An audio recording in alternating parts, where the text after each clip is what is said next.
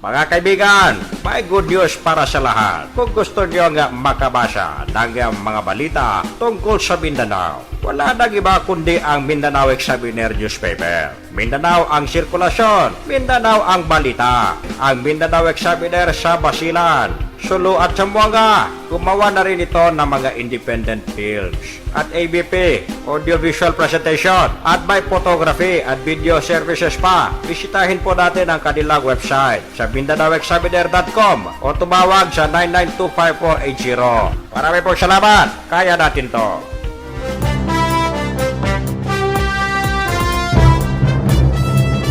Yuhu! Gising! Maulan ngayon sa Mindanao, mga kaibigan. Welcome sa ating talakayan. Chismis, opinion, komentary, di ba ba? Dito lamang sa Radyo Mindanao, Radio Philippines Network 1008, mga kaibigan. Sa inyong AM band sa Zamboanga City. At napapakinggan tayo sa iba't ibang bahagi ng Mindanao. Ito po niya balingkod, Fafaal, nagsasabing isang magandang hapon. Maganda pa kayo sa hapon.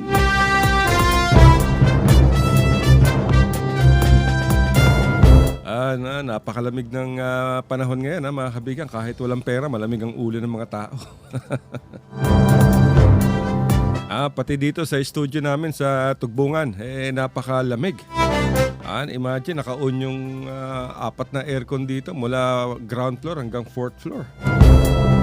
Grabe talaga itong RPN, mga kaibigan. Kulang na lang yata, pati banyo, naka-aircon pa. Good afternoon din dyan sa sales department natin, sa RPN Nunez. At nagte-text at nagpapabati. Yung ating mga security guards dyan at ang ating sales personnel. Bueno, mga kaibigan, available na ang inyong paboritong pahayagan ng Mindanao Examiner Regional Newspaper. Ang kanilang headline ngayon, US troops must leave Mindanao. Ito yung sinabi ni Tatay Digo, mga kaibigan, di ba? Inulit na naman niya. Dapat talaga umalis na yung mga Amerikanong sundalo dito sa Mindanao. Ang dami pang sundalo, di ba? Diyan sa Western Mindanao Command, meron pa mga sundalo dyan. Sa Basilan, meron pa rin. Sa Sulu Province, meron pa rin. Sa Maguindanao, meron pa rin. Kung nasaan yung mga kampo ng militar, mga kaibigan, nandoon yung mga sundalong Amerikano. Although hindi naman sila sindami nung sa mga nakalipas na taon. Nung buo pa yung Joint Task Force Philippines. JSOTOP, Joint Special Operations Task Force Philippines. Ang unang pangalan niyan Enduring Freedom Philippines. Tapos ginawa nilang JSOTOP, Joint Special Operations Task Force Philippines. Ang role niyan dati, mga kaibigan, ay mag-train ng mga sundalo at the same time ay sumama sa mga patrol itong mga Amerikano. Kaya if you remember, there was a time na isang Humvee ng mga Amerikano ang pinasabog ng mga rebelding Moro National Liberation Front. At 2 yung patay. Ako. Diyan yan sa probinsya ng Sulu. Dahil itong mga Amerikano, mga kaibigan, nakadeploy sa battalion level. Hindi lamang sa brigade level, kundi sa battalion level. Ibig sabihin nito, kung may operasyon ng mga Pilipinong sundalo, nandiyan din itong mga Amerikano. At sa Western Mindanao Command, meron silang dyan sa Edwin Andrews Air Base sa Zamboanga. Meron silang mga drone, mga spy plane. At yung itong mga drone nila, ito yung nakikita natin sa television, mga kaibigan. And then meron din silang P3 Orion dyan sa Mactan, sa Cebu. Sa Mactan Air Base, dyan naman nakabasa yan. Nung nagbawas ng budget ang Amerika, ang Defense Department, ay binuwag na itong JSOTOF o Joint Special Operations Task Force Philippines. At yun, natira na lang ilan-ilan. Pero nandiyan pa rin yung mga kampo nila sa West Mincom at sa probinsya ng Sulu. Bueno, Ang iba pang headline ng Mindanao Examiner Regional Newspaper, mga kaibigan. Search is on for 3 abducted Sabah fishermen. Ito palang dinukot ng mga mangingisda dyan sa Sabah. Mga pawang mga Pilipino pala to. Di nawaw mali yung abuse. At sa pang headline, Davao mahigpit pa rin sa seguridad. At isa pang balita, yung ARMM baba nakiisa sa pagdiriwang ng Idol Adha noong nakaraang linggo. At sa page 3, makikita natin dito yung masipag at napakabait na si Lu Governor Toto Tan. Issue ini, ha? Si Mayor, maimbong Mayor Samir Tan, ha? Okay. Hindi dito yung mga larawan, mga kaibigan, nung celebration ng Idol Adha, September, kailan ba to? September 5. September 5 ba? September 12. At napakadami ng mga sumamba, ha? Kasama nitong si Governor Toto Tan. At kasama niya yung kanyang ama na si former governor sa Kurtan at yung kanyang buong pamilya. At meron pang rito, yung mga civilian, mga kaibigan, sumama na para maging magbantay sa kanilang mga community. Itong BPAT o kaya itong Barangay Police Action Team. Actually, binuo ito, mga kaibigan, nung panahon ni Defense Secretary Gibo Chodoro. Kaibigan natin yan, mga kaibigan. At ngayon ay nagtipon-tipon itong mga mga BPAT upang pangalagaan ang kanilang lugar.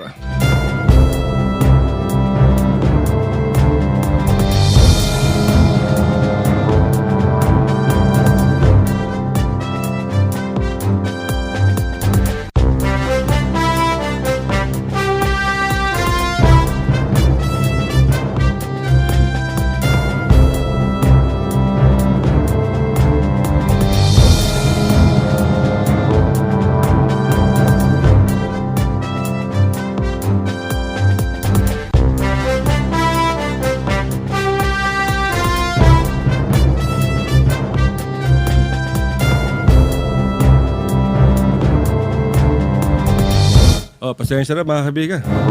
Tumawag sa atin galing sa Kongreso. Meron daw invitasyon ng isa sa mga senador. Siguro meron silang event.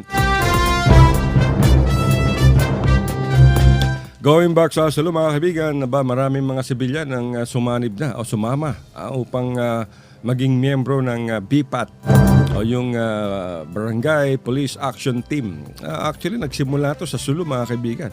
At ngayon ay nasa malaking bahagi na ng bansa, marami ng mga BPAT.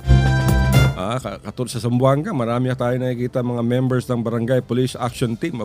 Nakakatulong yan sa ating mga otoridad sa pagbabantay. At yung mga BPAT naman na may mga baril, may mga armas, sabi ni Governor Toto Tan, dapat may papeles yan. Hindi kayo pwedeng magkarga ng baril ng walang papeles. Tama nga naman. So habang wala silang papeles, ang dala-dala nila, batuta, yan, siguro may mga nagdadala pa ng mga itak dyan. Paano mo nga naman mawapangalagaan yung seguridad ng iyong lugar kung wala kang armas? At nangako naman si Governor Toto Tan sa kanyang pakikipag-usap sa Philippine National Police, particularly kay Kuya Bato de la Rosa. Natutulungan nila itong mga BPAT members na makapag-secure ng mga papeles sa kanilang mga armas. Although hindi naman lahat ay may armas. At yung may mga armas kailangan kunan ng papeles at siyempre may mga requirements to. So sinigurado naman ni Governor Toto Tan na talagang mahigpit ang kanilang patakaran laban dito sa mga ganito na walang papeles sa mga armas. At sa kabila niya, mga kaibigan, ay tuloy-tuloy pa rin yung distribution ng mga relief aid ni Governor Toto Tan at ng iba pang members ng iba't ibang agencies ng pamahalaan dito sa mga refugees na apektado ng kaguluhan. Dahil nga dito sa operation ng militar laban sa Abu Sayyaf. Uy, meron tayong mga gandang dalaga dito. Hello. Bueno mga kaibigan, sa iba pang headline ng Mindanao Examiner ay ang FAO ay nag-expand ang kanilang El Nino response sa Mindanao. Itong FAO mga kaibigan o yung Food and Agriculture Organizations ay bahagi ito ng United Nations. At mas malawak pa ang kanilang ginawang pagtulong sa ating mga magsasaka. At lalo-lalo na sa mga lugar sa Mindanao na talagang apektado nitong El Nino. Bakit El Nino pa? Di ba tapos na itong El Nino? La Nina na ngayon. Pero anyway, welcome pa rin ito mga kaibigan dahil maraming lalawigan ang apektado ng El Nino nung nakaraang summer. Kaya naman yung United Nations through itong Food and Agriculture Organization ay naglabas na namahagi ng mga certified rice seeds, mga corn seeds, fertilizers, vegetable seeds sa iba't ibang lalawigan, particularly itong sa Sultan Kudarat, Sarangani, Lanao del Sur at Maguindanao. Ito yung mga talagang matindi ang pinsala na tinamo mula sa pagkatuyot. At sa iba pang mga headlines mga kaibigan, Zamboanga City institutes malnutrition screening for pregnant women. Ito naman galing to sa HOM mga kaibigan. Itong Health Organization of Mindanao. Ang pagkakaalam natin dito, itong HOM may partnership to mga kaibigan sa United Nations International Children's Emergency Fund or UNICEF. At ang ginagawa nitong UNICEF ay nagbibigay ito ng mga humanitarian and developmental assistance. Hindi lamang sa mga nanay, kundi sa mga bata rin, sa mga lalo-lalo na sa developing countries tulad ng Pilipinas. Maganda to ha. Dahil yung Zamboanga mga kaibigan, according sa HOM, ang kauna-unahang nagkaroon ng ganitong klaseng screening sa mga buntis at mga nagpapasusong mga nanay. Screening to para sa malnutrition. Hindi lamang sa isang lugar kundi sa buong 98 barangays ng Zamboanga City. At ito ay may koordinasyon kay Dr. Rodelin Agbulos, ang City Health Officer. At inisyatiba ito mga kaibigan ng City Nutrition Office. At itong si Agbulos ay naglabas ng Memorandum Number 0916 na siyang nagbibigay daan upang maisagawa itong screening, malnutrition screening sa mga pregnant and lactating women. Kaya yung mga nakikinig sa atin, kung meron na mga buntis, yung mga buntis na mga nanay, siyempre hindi naman pwedeng buntis yung tatay. Alam ka naman kung siguro buntis yung tatay ko si Richard yan, yung security guard namin. Di ba? Malaking tiyan ay maaari kayong maaari kayong dumulog sa City Health Office at ipagtanong nyo yung screening sa mga malnutrition na pag sinabing malnutrition mga kaibigan, hindi naman ibig sabihin nito payat at payat na payat ka, hindi ganoon. Pag sinabing malnourished, di ba, ito yung kakulangan ng sustansya sa katawan. So pumunta kayo sa City Health Office at itanong ninyo yung screening, yung malnutrition screening para sa mga nanay na buntis at ng mga nagpapasuso. Marami dyan nagiging malnourished siguro pag yung tatay ng inaalagaan. Bueno, sa iba pang headlines ng paborito ninyong pahalaga ng Mindanao Examiner Regional Newspaper, ay nakalagay dito, ARM committed to Special Emergency Education Recovery Program. Okay ito. At sabi naman nung ARMM na meron silang initiative na Humanitarian and Development Action Program. At committed daw sila ang itong ARMM sa ilalim ni Governor Mujib Batamahan na lalong pag-ibayuhin, maging masigasig ang itong Education Recovery Program. Tama nga naman kasi yung literacy rate ng ARMM napakababa. Maraming ang hirap sa pag-aaral, hindi nakapag-aral. So kailangan talaga tutukan to ng ARMM. Ang ARM mga kaibigan o ARMM ay kinabibilangan ng Basilan, Sulu, Tawi-Tawi, Lanao del Sur, ano pa ba? Maguindanao. At siyempre yung Lamitan at Marawi City.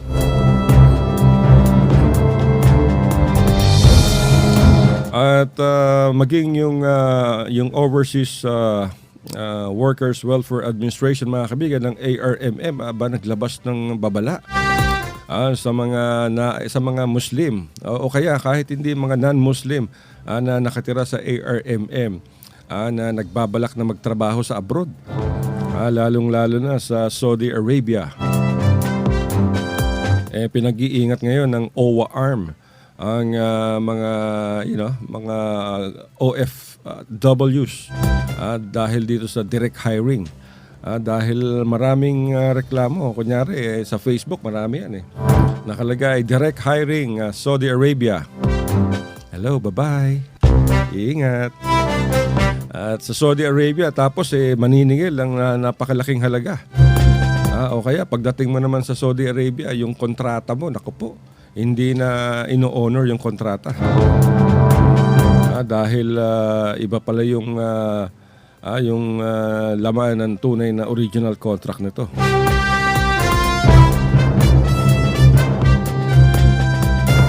Ayan ang problema dyan. Kaya basahin ninyo mga kaibigan. Bumili kayo ng Mindanao Examiner Regional Newspaper sa inyong mga paboritong newsstand sa iba't ibang bahagi ng Mindanao.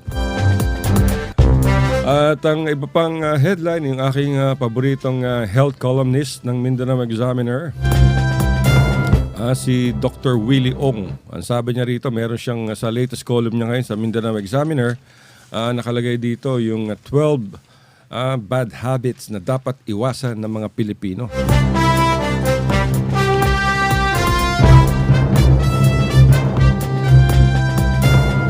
Basahin nga natin to para maganda to. Sabi ni Dr. Willie Ong, ito yung mga 12 mga masasamang ugali o nakaugalian ng mga Pilipino, lalong-lalo na sa may kinalaman sa sa nutrisyon sa katawan o pagkain. Ang unang-una ay yung mahilig sa matatamis na inumin. Naku po. Ito yung mahilig mag-soft drinks at saka yung mga fruit juice na nasa lata. Naku, ang tataas na mga asukal yan, sabi ni Dr. Willie Ong. Pag mataas ang mga sugar ng ating mga iniinom, may masama sa kalusugan mga kaibigan dahil makakaapekto yan sa ating blood sugar. Dahil pag mataas ang ating blood sugar at sanay na sanay tayo sa matatamis, ang bagsak natin dyan mga kaibigan diabetes, di ba? At alam niyo naman yung komplikasyon ng diabetes, ako napakahirap niyan. Kung sa mga lalaki, pag meron kang diabetes at tapos meron ka pang high blood pressure, ang unang maapektuhan sa iyo dyan, yung pagkalalaki mo. Yung tinatawag na erectile dysfunction. Pag meron kang erectile dysfunction, hindi natatayuan si Pedro. Kasi yan ang unang cause ng erectile dysfunction, yung diabetes, complication from diabetes, yung high blood pressure. Di ba mga kaibigan? So, lalo-lalo na yung mga overweight, yung mga obese. Pag ang lalaki obese, ibig sabihin yan nahihirapan yung kanilang pagkalalaki na gampanan o tumayo. Kaya yan ang isa sa mga complication. At so hindi nyo na magagawa yung inyong dapat gawin sa inyong mga asawa. Kaya yan, sabi ni Dr. Willie Ong, bawasan ng matatamis. Tapos pangalawa, ito yung sobra sa pag-inom ng kape. At energy drinks, nako. Malakas ako uminom ng kape. Siguro mga 5 hanggang 7 mugs ako ng kape everyday. Dahil pag sumobra daw sa kape at sa energy drinks ay maaaring magkaroon ng nervyos, palpitation at hindi pagkatulog. Tama. May insomnia ako. May iba namang ang umaasa sa energy para labanan ng kanilang pagkapuyat. Mali po yan. Para magkaroon ng energy, kumain ng tama, magpahinga ng sapat, at umiwas sa bisyo. Yung mahilig uminom ng mga Cobra. Cobra, ano pa ba? Extra Juice. Ano pa ba mga iba pang energy drinks dyan? Ako, iwasan nyo na mga kaibigan. Buko juice na lang. At napakaganda sa katawan ng buko juice. Number 3, sobra sa dami ng kanin. Ako, ito na nga po. Si Richard, pag nakakakita ako ng kanin, naalala ko yung security guard namin. Dahil sa sobrang laki ng tiyan niya, hindi niya na makita yung kanyang junior. Naliligo. Sabi ni Dr. Willie Ong, pag sobra sa dami ng kanin, ayon sa mga pagsusuri, ay pwedeng magdulot ito ng diabetes. Ako. At dapat diabetes at katabaan. Sabi ni Dr. Willie Ong, bawasan ang pagkain ng kanin at palitan ito ng gulay at prutas. Mas healthy ang brown rice at wheat bread kumpara sa kanin puti. Alam nyo mga kaibigan, yung wheat bread napakamahal. Pumunta kayo sa supermarket sa Yubenco. At sa ang Yubenco, ang isang bareta ng wheat bread nasa mga 50 hanggang 55, 60 pesos. Malalaman yung wheat bread to. Yung mga iba kasi nilalagyan nila ng wheat yung outer layer ng loaf bread nila para talaga makitang wheat bread. Pero ang dapat yung gawin mga kaibigan, basahin ninyo ang mga ingredients ng mga tinapay na binibili nyo. Ako, ang binibili ko ngayon dito sa may Baker Square sa KCC Supermarket. Dahil yung kanilang loaf bread dyan, napakalaki. Lahat ng kanilang tinapay dyan gawa sa wheat flour. At 55 lamang, napakalaki. Kaya kung gusto nyo ng tunay na wheat bread, pumunta kayo sa Baker Square sa KCC Supermarket at napakamura. At mababasa ninyo ron, nakalagay doon ang ingredients ay egg, wheat flour at iba pa. At pag-arena lamang yan, huwag nyo nang bilhin. O kaya pandesal kayo, yung pierogi, di ba? Tsaka yung, ano ba yung isa? At di ba, wheat bread yan, gawa sa wheat flour. At ang number 4, sabi pa ni Dr. Willie Ong, ay nakakalimutan maghugas ng kamay. Ito yung ugali ng mga Pilipino. Kain na kagad, upo sa mesa ang hindi naghuhugas ng kamay. Tapos kamayan blues pa. Napakadumi ng mga kuko. Lalo na kung may mga soso sabaw-sabaw yung kinakain natin. Ang paghugas ng kamay mga kaibigan, ang pinakamagandang paraan upang makaiwas sa sakit. At sabi ni Dr. Willie Ong, maraming sakit ang makukuha sa maruming kamay tulad ng diarrhea o pagtatae. Pasensya na sa mga kumakain. Sore eyes, typhoid fever, tuberculosis, pigsa at iba pa. Kaya nga sabi ni Dr. Willie Ong, maghugas palagi ng kamay. Kung walang tubig ay sabon, gumamit ng alcohol. Ang ikalimang masamang bisyo na dapat habits na dapat iwasan ng mga Pilipino ay ang kulang sa pagsisipilyo. Ang mahal yata ng Colgate ngayon tsaka Close-Up. Bumili kayo ng unique toothpaste mga kaibigan. Sa halagang 45, katumbas niyan yung pinakamalaking size ng Colgate. O kaya Close-Up. Ako ginagamit ko unique toothpaste at napakamura. Pina-plugging natin dito yan dahil meron mga ibang radio station basta ganyan ayaw banggitin dahil nabibigyan daw ng libreng plugging.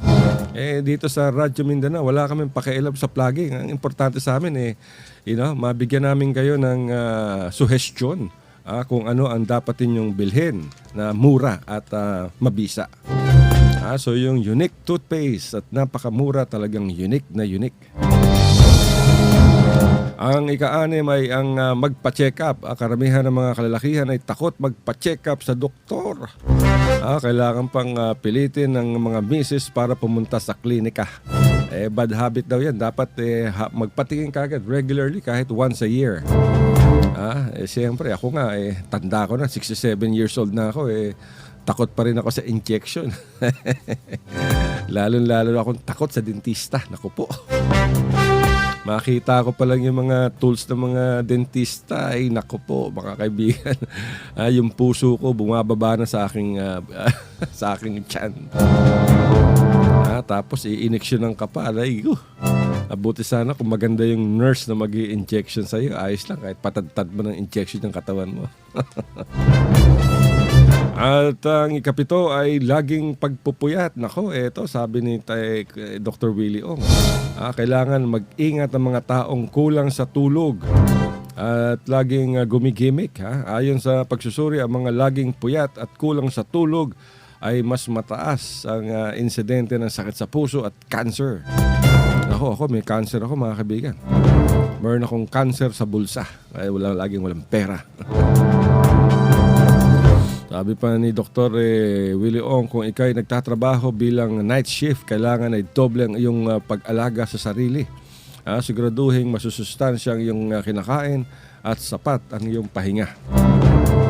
At pangwalo, yung mahilig magyosit uminom ng alak, napakaraming sakit ang makukuha dyan sa paninigarilyo tulad ng TB or tuberculosis, cancer, ubo, hika, wrinkles sa mukha. Nako. Ang sobrang pag-inom naman ng alak ay nakakabawas ng talino dahil namamatay ang brain cells. Kung gustong humaba ang buhay, iwasan ang bisyo. Madami pa ito, mga kaibigan. Bumili na lamang kayo ng Mindanao Examiner para mabasa din nyo lahat at available naman dito yan, mga kaibigan, sa inyong paboritong newspaper dealer. At sa Cebu Examiner, sabi rito, walay go signal alang sa firing squad kang OFW Mary Jane Veloso. Gitataw sa Malacanang nga walay gihatag nga go signal si Tatay Digong Duterte kang Indonesian President Joko Widodo. Ang ipadayo na ang firing squad kang convicted drug trafficker Mary Jane Veloso. Kahinumduman nga si Veloso nagpahamtang ng silot ang kamatayon sa Indonesia human siya'y masakpi ang nagpayuhog og 2.5 kilo sa heroin niadtong 2010. Kayo kasi mga media, ang dami yung pero kinoreksyon na naman ni President Widodo, mga kaibigan. Sinabi niya yung totoong sinabi ni Tatay Digong. And then, ang isa pang headline ng Cebu Examiner ay no extrajudicial killings, Philippines tells UN. Sabi ni Ambassador Cecilia Rebong, the Philippines Permanent Representative to the United Nations, ay walang extrajudicial killings sa bansa. Kaya lang hindi happy kay Ambassador Rebong si Tatay Digong. Kaya nga siya sinibak sa pwesto, mga kaibigan. Nung ginagawa tong balitang to, siya pa ang ambassador sa United Nations. Pero nung lumabas itong pahayagan, iba na. At tinalaga ni Tatay Digong si Teddy Boy Locsin, ay yung dating congressman bilang UN ambassador. That's good. Anyway, mga kaibigan, ako nagpapabati si Alili. Si Alili, binabati niya ang kanyang mga kapitbahay, ang Norte family sa Baliwasan, sa Zamboanga City. At siyempre yung kanyang one and only one, yung kanyang sweetheart na si Ramil Kamay. At nagpapabati rin para kay Barangay Kagawad Rodel Pioquinto sa Baliwasan. Nakikinig daw siya ngayon. Kung may time si Barangay Kagawad Pioquinto, punta ka dito sa studio at pag-usapan natin yung mga ginagawa ng Barangay Council dyan sa Baliwasan. Magandang pag-usapan yan upang malaman ng mga taga-Baliwasan ng iba't ibang programa ng Barangay Council. Ganun din, mga kaibigan, this goes to all other barangay captains sa Zamboanga, sa Basilan, lahat sa buong Mindanao. Punta kayo dito sa studio, Zamboanga. Kung gusto ninyong i-discuss itong inyong ginagawang mga programa sa kabubuti ng ating mga mamayan, inyong mga nasasakupan, mga constituents. Nagkaroon ng ng press briefing itong si Justice Secretary Aguirre. At sa press briefing, mga kaibigan, handang-handa na itong pagsasampa ng kaso dito kay Senator Laila de Lima. Nako po. At kumpleto na yung mga kaibigan, kumpleto na raw itong mga witnesses na magte-testify o nagbigay ng kanilang affidavit para dito labang kay De Lima. Ito ay in connection sa alegasyon ng pagtanggap ni De Lima ng drug money. Pakinggan nga natin kung available na ba yung hookup natin. Alam niyo itong RPN mga kaibigan, ang may hawak na ngayon dito yung CNN Philippines. Yan ang ating partner. So tignan natin kung makaka-hook up tayo mga kaibigan dito kay Justice Secretary Vitaliano Aguirre upang mapakinggan yung kanyang ginawang briefing tungkol dito sa kaso. Hindi mo paniniwalaan. Yung pong may mga crime, katulad ng perjury, yung nagsisinungaling, yan ang dapat hindi paniwalaan. Pero ito pong mga taong ito na convict sila ng ibang crime, kaya it does not go to their credibility. Kaya dapat paniwala. Lalaanin nyo, hindi lamang isa, katulad ni Bato-Bato. Ito po ay aabot ng mahigit ng 13, 14. Hindi mo matuturuan yung mga yan na magsabi ng kasinungalingan. Maaaring yung isa ay maturuan mo ng kasinungalingan, pero hindi mo po maaaring turuan yan na unang-una hindi sila sabay-sabay na gawa ng kanilang salaysay. Ikalawa may kanya-kanya po silang abogado. Hindi po nakialam ang Department of Justice sa pagkuha ng kanilang mga lawyers sa kanilang ng mga statements. Sir, to clarify, yung 30 po, 30 yung for tomorrow. Ilan dun, sir, yung parang mismong witness from the inside of the National Penitentiary? Well, nandiyan po si OIC Bureau Director Rafi Ragos, na naging Bureau Director yan ng panahon ni Secretary De Lima. Magte-testify siya na dun sa several instances na mag-deliver siya ng 5 million pesos sa bahay ni Secretary De Lima. 5 million pesos ay mismong si Secretary De Lima ang naka-receive nitong 5 million pesos na ito. At may kasama po yan, another MBA agent. Kaya dalawa po silang titistigo dito. Magpapatunay na Secretary De Lima ay dinalhan nila ng 5 million in one delivery, two deliveries. At meron pa po si Herbert Culanco. Magsasabi rin po na ang kanyang nakatuka sa kanya ay 3 million pesos per month. Ayan mga kaibigan, yung press conference ni Secretary Vitaliano Aguirre in connection with the allegations against Senator Laila De Lima. In connection to sa mga kaibigan sa pagtanggap ng drug money nitong senadora. Tignan. Pakinggan natin mga kaibigan at marami tayong makukuha mga impormasyon dito about sa kalakaran ng droga dyan sa Bilibid. Witnesses, so siguro mga 5 witness lang, hindi naman tatapos eh. Pero 30 na yung... Pero yung with respect to the others, kasi magkakaroon po tayo ng presentation eh. We will present na ang pagkakaiba ng Bilibid, ng New Bilibid Prison before the SAF took over and after the SAF took over. I-present rin po natin yung mga video before the SAF took over nung interview ni JB Sebastian para makita lahat ng nangyayari. Yung video ni Peter Ko at mayroon pa rin pang video na kumakanta si Secretary De Lima doon sa kasama niya si Herbert Culanco. Sir, you've already said this last week that there's nothing in return, no concessions. But since nakalive ka, sir, I think a lot of, most of the public, sir, nag-iisip na baka may kapalit po ito. Ito po ang sasabihin ko sa lahat. Unang-una, ang sabi ko, hindi namin hinanap yung mga testigong yan. At sasabihin ko muli na walang kaming pinangako, wala kaming ibinigay, hindi sila tinakot, hindi sila binayaran para mag-testify sa tomorrow. Kaya po't voluntary po yan. Yan po'y sinasabi nila na talagang nagkaroon sila ng tiwala sa administration, sa campaign ni President Duterte against drugs, and nagkaroon din daw po sila ng tiwala sa inyong abang lingkod at sa aking team. Kaya sila ay voluntaryong nagbigay ng kanilang salaysay. Sir, naalala ko lang, yung iba kasi yung mga high profile doon, like si Herbert Colanco, kasali sila doon sa mga lumabas dating balita na may planong patayin si President Duterte and si General Bato. Although dinenay po kasi nila, natanong ba yun? Kasama ba yun sa pag- Tinanong ko po yun. At ang sabi nila, tinanggi nila yun, doon daw sa Building 14, meron daw silang parang ginawang, although hindi ko pa nakikita to, parang ginawang sulat. Oo, ayun yung pagpapaliwanag mga kaibigan. Stasyon. Ni Secretary Aguirre sa ang daming mga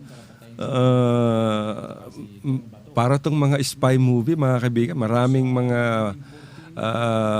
mga fake, mga peking dokumento ang inilabas upang sunugin itong si Secretary Aguirre. Pag sinabing sunugin, pag pinatos ni Secretary Aguirre yung mga supposedly na mga ebidensya at tapos puro fake pala, di mawawalan siya ng credibility. At ito ang lumabas. At yung mga peking dokumento na nag-uugnay kay De Lima sa mga drug money ay galing din mismo sa mga drug lords para iligaw ang investigasyon ng pamahalaan at ng Department of Justice. Alleged delivery. Hindi nga very important position. Siya ang head ng Bucor. Oo. Yan ang pati yung mga previous previous head mga kaibigan ng Bureau of Correction ay talagang mukhang may imbestigahan din. Napakahirap nito dahil baka marami ang sumabit. Tinitingnan po namin yan, pero meron na pong 2 deliveries na inadmit si OIC Director Ragos at iniintay po namin siya na, well, mag-open up pa. Sir, anong year daw po ito nangyari? Can you at least give a period? 2014, 20... Mga 2014 nata. Immediately after his appointment to the as a YC. Oo. Kasi ilang araw lang daw siyang nakaupo nun eh. May nagpadala na ng 5 million sa kanya para kay Secretary de Lima. So, ang Sworn ginawa... statement na siya, sir. No? This is already on the record. A sworn statement. That's right. Mayroon na siyang statement. Sir, ang binigay lang si Secretary de Lima, siya wala siyang nakuhang part sa parang Dun feedback sa statement niya, walang sinasabing may nakuha siya. So what made you decide po na magsalita agad against Lima, knowing the fact that Oo, napapakinggan niyo mga kaibigan, yan yung question and answer, yung mga tanong ng ating mga kasamahan sa media about this link of allegedly of De Lima with drug lords in a Bilibid prison. Escort driver, si Junior Ablen, yan ang kanya. Kasama po silang mag-deliver niyan. So, kinonfront namin siya tungkol dun sa statement ni Ablen and sinang-ayunan niya yung pahayag ni Ablen. So it was Upland first. Sir, how do you... may particular strategy po ba kayo in terms of yung paglatag nyo nung kung ano yung mga nangyayari sa NBP during the time of Senator De Lima as Justice? Ang tingin natin dito mga kaibigan, dapat siguro hindi muna inilabas ni Secretary Vitaliano Aguirre itong gantong klaseng mga impormasyon dahil hindi pa na isasampay mga kaso, di ba? Kaya lang nailabas na at siguradong mabibigyan ng sapat na panahon at idea itong si Senator De Lima about itong mga posibleng kaso na isampa laban sa kanya. Kaya doon lamang sa 5 na ipipresent ako sa first 5, hindi na tayo siguro kukulangin sa oras. Kasi magkakaroon dito ng presentation, unang-una, yun munang ipipresent natin yung mga video, it will take almost an hour pag presenta natin yon. Tapos yung presentation din ng SAP, ipipresent ng SAP ang status or condition of the Bilibid before they took over on July 20 and after they took over. They are also going to present yung how ingenious these inmates are in hiding their cell phones and other. Makikita ninyo. Eto mga kaibigan, talagang sinabi ni Secretary Aguirre na mismong yung dating head ng National Bilibid Prison na si Rafael Ragos ang di umano'y nag-deliver ng drug money dito kay De Lima. Ako po, grabe. Inmates from the inmates, pero hanggang ngayon napagtawagan pa rin sila. Since SAP took over. So yung 2,000 cellphones na yun, na-confiscate ng SAP na yun eh. So what I did, di ba, in-announce ko rin sa inyo na I appealed na sana mayroong mag-donate ng jammer. Dumating na po yung jammer na yan and hopefully we could use that in the very near future. So may nag-donate, sir? Meron nang nag-donate. Nandito na, nandiyan na. Ano yung cell phone yan, sir? I will meet him for the first time mamaya. Pasasalamatan ko and Sir, di ba 1 unit lang yun pero enough for the... hindi, dalawa. Parang isa sa building 14 and hopefully that would be enough para sa maximum. Isa pa lang, sir. Dumating. Dalawa na dumating. Kita niyo mga kaibigan, sinasabi na lahat ni Secretary Aguirre. Pati yung mga cellphone jammer na dumating na dalawa, sinabi na rin niya. Di ba dapat nga dito, you don't telegraph your punches, di ba kaibigan? Pero siyempre, nire-respeto natin yung ginagawa ni Justice Secretary Vitaliano Aguirre. At meron siyang dahilan kung bakit niya sinasabi ito mga kaibigan. Blanco, Ablen, Martinez, yung bosyo ito ng Noel Martinez, bosyo ito ng Jerwin Lucano Gang, si Jaime Pacho, si Rodolfo Magleo, na dating major ng pulis. Tingnan natin, we have to finalize the list. Kailangan iniintay din sa akin ito ng mga officers ng House. Pero ito mga kaibigan, talagang muling itinanggi ni De Lima na wala siyang kinalaman dito sa mga lahat ng akusasyon, alegasyon tungkol sa droga, sa mga drug lords, sa mga drug money na umano'y may kinalaman sa kanya. At sinabi niya lahat daw ay fabricated. At binibintang niya na naman kay Tatay Digong. Tignan natin kung hanggang saan to. Hindi naman habang buhay ang kuwan. Gawa ng kasi pag ikaw ay sinabi mong ikaw ay nag-drug trade sa loob, baka yung kanilang application for parole or pardon ay adversely affected, maapektuhan. So, siguro naman very reasonable yun. As a matter of fact, hindi sila ang humingi nito eh. I discussed this with the leaders of the House kung pwede. Kasi yung may concern yung ibang lawyers. Yung lawyers ng iba ang kwan. So sabi ko, very reasonable. Wala naman sigurong kwan for the sake of the ng majority ng mga Pilipino. Dapat nating bigyan, dapat nating isiwalat ito. Bibigyan ng immunity, reasonable na bigyan, sir. Yung they will be, yung whatever they will say at the investigation tomorrow, hindi sila maaaring idemanda or what. They could not be used against them. At saka para mag-open up sila. Kasi I'm sure na pinabasa ko doon yung ibang affidavit na kinuha ng kanilang abogado, marami pang pwede nilang isiwalat. Including the non-inmates or especially the non-inmates, sir? Both, all witnesses. But yung immunity, doon lang sa inmates. Sir, meron bang nasabi? But if Ragos and the like will not get immunity? And Ragos, I think, also sought such immunity. So reasonable also? Very reasonable. Of the nature of the testimony? Alam mo, si Ragos still with the NBI. Ablen still with the NBI. Sir, sa dami po ng mga testigo, tingin niyo po ba may probable cause na para yung DOJ magkaso versus... Yes, meron na. Base lamang dun sa mga affidavit, pwede nang mag-file ng complaint and this could undergo a preliminary investigation The nature of these complaints, sir, are Yung violation ng drugs law, an anti-graft. anti-graft, possibly. Sino-sino po yung sa tingin niyo pwede lang sampaan ng kaso? Later na siguro kasi hindi pa kami nag-a-assess eh. May nagtatanong lang kasi kung pwede na. Kung may nagsasabi na, ba't kinakailangan pa kayo humarap sa house? Ba't hindi lang nyo filean? Alam mo, ang pag-build up ng case, hindi lang ganun. Unang-una, we are still waiting for our request sa AMLA. Kasi meron kaming mga hawak na ilang deposit slip na maaaring doon din.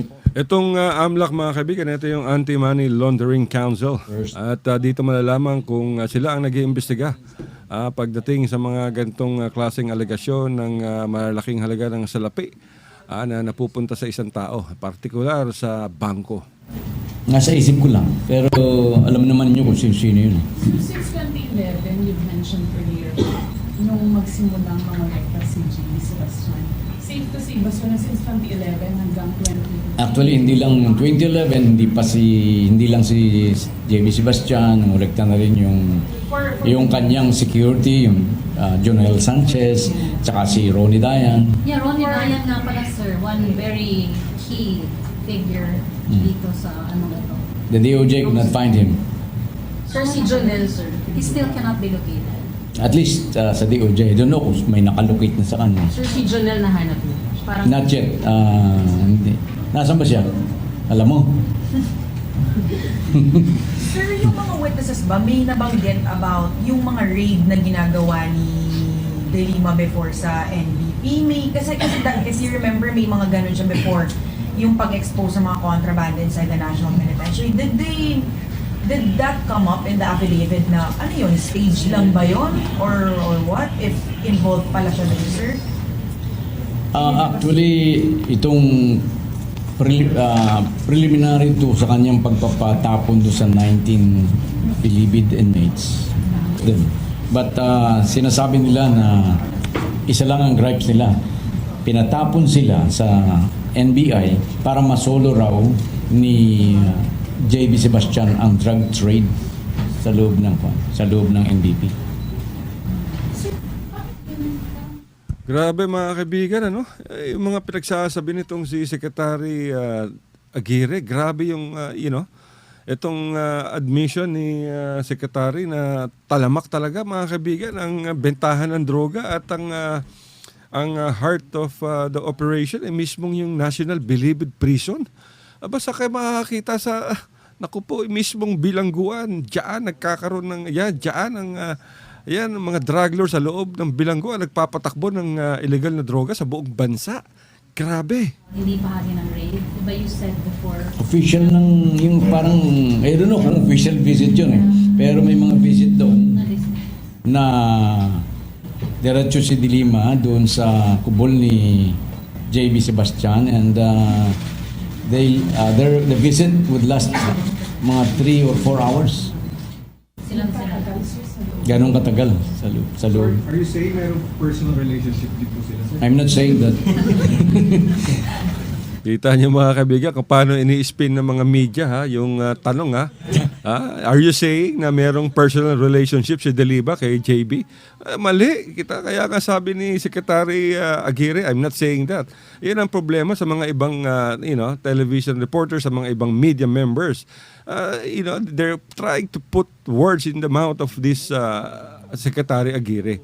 Grabe. Mga testigo namin, yung lahat ng kabulukan sa Bilibid masasabi nila katulad nitong mga indication ng De Lima's involvement through J.B. Sebastian. May mga privileges dyan na granted sa kanila. Alright mga kaibigan, ayan yung bahagi ng press conference ni Secretary Vitaliano Aguirre. At tungkol dito sa pagkakasangkot ni allegations na pagkakasangkot ni De Lima dito sa mga drug lords sa pagtanggap ng salapi mula sa illegal na droga. Grabe. Wala na tayong oras mga kaibigan. Inabot na naman tayo. 1 oras na naman yung natapos sa ating programa. At nagpapasalamat tayo sa lahat ng mga sumubaybay, nakinig dito sa Radyo Mindanao, RPN G Zamboanga. At marami tayong hindi nabate. Batiban natin yung Samal Island Blue Jazz Beach Resort and Water Park. At nakikinig sila sa atin ngayon, mga kaibigan. At kung gusto nyong magbakasyon at meeting, seminars, wedding, anniversaries, or workshops, dali nyo yung pamilya, maaari kayo magpunta o tumawag sa 082-284-2000 sa Blue Jazz Beach Resort and Water Park sa Samal Island. Napakaganda dyan, mga kaibigan. Napakalaki ng lugar at napakamura lamang. O kaya maaari nyo silang i-text o tawagan sa cellphone numbers 0998-967-8001 up to 8005. Ulitin natin yung mga number sa kanilang PLDT. You can call them at 082-284-2000. And for cell phone numbers, you can text or call them at 0998-967-8001 up to 8005. Good afternoon again kay Sulu Governor Toto Tan. At nakikinig daw sila. Nakikinig ngayon ng mga staff ni Governor Toto Tan at nagpapasalamat sa plugging. Hindi kayo dapat magpasalamat dahil maswerte dahil merong masipag na gobernador ang Sulu Province. In the person of Governor Toto Tan. At congratulations pala kay former Sulu Governor Sakurtan sa pagpapalaya kay Kjartan Sekingstad, yung Norwegian hostage ng Abu Sayyaf, at yung tatlo pang Malaysian, Indonesian tugboat crew members na pinakawalan din through the efforts of course, the Moro National Liberation Front Chairman Nur Miswari at Presidential Peace Advisor Jesus Doresa and si former Governor Sakurtan. At sa utos ni Tatay Digong, silang tatlo ang nasa likod ng paglaya nitong mga bihag. At kahapon din, mga kaibigan, napalaya na yung dalawa pang Pilipinong hostages na bihag ng Abu Sayyaf, yung taga-technician ng Globe Telecom. At so congratulations kay Governor Sakurtan, kay Chairman Nur Misrari, at kay Secretary Jesus Doresa sa paglaya nitong mga hostages ng Abu Sayyaf. Sana tuloy-tuloy na yung operations upang mabigyan ng pagkakataon ng katahimikan dyan, mga kaibigan. Hanggang sa susunod na bukas, ito po yung balingkod, Fafaal, para sa Radyo Mindanao. Yung aming sponsor nga pala, yung Mindanao Examiner Regional Newspaper. Thank you very much. Good afternoon. Sa aming Technical Director, si Nino, sa aming Security, si Richard, at iba pa. Maraming salamat po. Hanggang bukas, hasta la vista, baby. I love you. Mama chup chup.